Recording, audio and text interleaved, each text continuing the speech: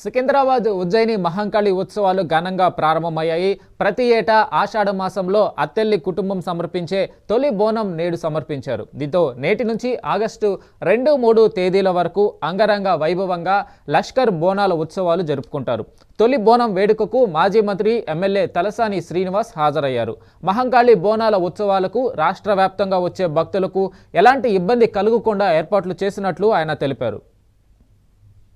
ఈ రోజు బోనాల జాతర అనేది విశ్వవ్యాప్తమైంది. మన దేశమే కాదు ప్రపంచమంతా బోనాల జాతర జరుపుకుంటూ ఆషాఢ మాసం వచ్చిందంటేనే గోల్కొండ నుంచి ప్రారంభమైనటువంటి బోనాలు, సికింద్రాబాద్ ఉజ్జయిని మహంకాళి దేవస్థానం, అదేవిధంగా ఉమ్మడి దేవాలయాలు, లాల్ దర్వాజా, చార్మినార్, ఉట్టుగూడ, మరి సబ్జీ మండి, మినాల మండి అన్ని ప్రాంతాలలో కూడా ఈ వారం మందిర్ అయితే నెక్స్ట్ వీక్ జరిగేటువంటిది.